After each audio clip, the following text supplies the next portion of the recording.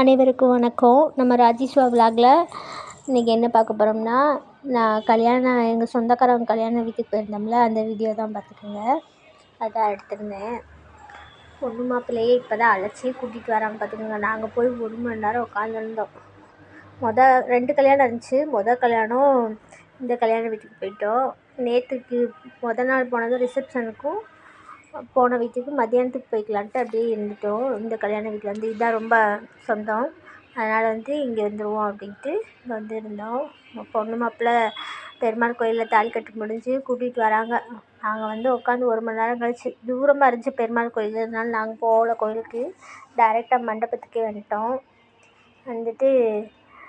சொந்த பந்தங்கள்லாம் அந்த கல்யாணத்துக்கு முக்கியமாக எதுக்கு போகிறோம்னா, சொந்த பந்தங்கள்லாம் பார்க்குறதுக்காகவே, இன்றைக்காவது பார்க்குறோமா, அதனால் பார்க்குறதுக்காகவே போகிற மாதிரியே இருக்குது. எல்லோரையும் பார்க்கும்போது ரொம்ப சந்தோஷமாகவும் இருக்குது. சொந்த பந்தங்கள்லாம் பார்க்கும்போது நான் அன்றைக்கி லீவ் போட்டு தான் போயிருந்தேன். லீவே போட மாட்டேன். லீவெலாம் எல்லாருக்கும் லீவ் விட்டுட்டு 2 கல்யாணமா எல்லா சொந்த பந்தங்களையும் பார்க்கணும் அப்படின்றதுக்காக போயிருந்தேன். 2 கல்யாணமும் நல்லா சிறப்பாக முடிஞ்சுச்சு. அந்த கல்யாணம் டாக்டரு மாப்பிள்ளை. இந்த கல்யாணம் என்ன ஒர்க் பண்ணுறாப்புலன்னு தெரியல. இதுவும் சொந்த கல்யாணம் தான். என்னமோ ஒரு ஒர்க் பண்ணுறாப்புல, என்னன்னு தெரியல.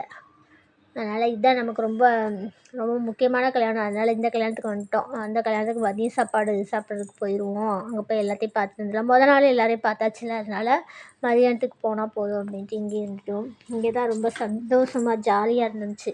இந்த கல்யாணத்தில் தான் நமக்கு நிறைய ரெஸ்பான்ஸ் கொடுக்குறது இந்த கல்யாணம் தான். அதனால் எல்லா சொந்தங்களும் எல்லா சொந்த பந்தங்களும் இருக்காங்க பாருங்கள். எல்லாம் நமக்கு ரொம்ப சொந்த பந்தங்கள். ரொம்ப தூரத்தில் உட்காந்ததுனால நம்ம சொந்தங்கள்லாம் பக்கத்துலேயே இருந்ததுனால பேசிக்கிட்டு இருந்தோம். அதனால் தூரமாக உட்காந்து பார்த்துக்கிட்டு இருந்தோம். ஆனால் இது ரொம்ப சொந்த கல்யாணம் தான். ஆனால் இந்த கல்யாணம் டிஃப்ரெண்ட்டாக இருந்துச்சு. ஒவ்வொரு பக்கம் ஒவ்வொரு கட்டு இருக்கும் போல் இருக்குது. பாருங்கள், தாய் மாமா 5 பேரோ 6 பேரோ இருக்காங்க போல் இருக்குது. ஒவ்வொருத்தவங்களும் ஒவ்வொரு சேலை போடுறாங்க. எங்கள் இதுக்கு இப்படி கிடையாது. ஆனால் இவங்க இப்படி போடுறாங்க, எப்படின்னே தெரியல. ஒவ்வொரு பக்கம் ஒவ்வொரு கட்டு போல் இருக்குது போட்டிருக்காங்க. ஒவ்வொரு சேலையாக போடுறாங்க. ஒவ்வொரு தங்கமும் எல்லோரும் சேர்ந்து ஒரு சேலையாக கூட போட்டிருக்கலாம், ஒரே கட்டாக முடிஞ்சிருக்கும். ஆனால் இவங்க ஒவ்வொருத்தவங்களா ஒவ்வொரு சேலையாக போட்டு போட்டு பொண்ணு தோள் மேலே போட்டு போடுறாங்க. மஞ்சள் சேலையிலேருந்து தாலிக்கட்டு, அதுக்கப்புறம் பட்டு சேலை மாற்றுறதுக்கு தான் அவங்க போட்ட சேலையில் தான் மாற்றுவாங்க போல இருக்குது. எங்களுக்கு இப்படி கிடையாது. இது புதுசாக இருக்குது. நான் பார்த்த கல்யாணத்தில் இது புதுசாக இருக்குது. அவ்வளோதான் நம்ம உறவுகளில். அதுக்கப்புறம் ரொம்ப நேரம் உட்காந்துருந்தோம். அதுக்கப்புறம் பார்த்திங்கன்னா மொய்யை கொடுத்துட்டு கிளம்பிட்டோம்.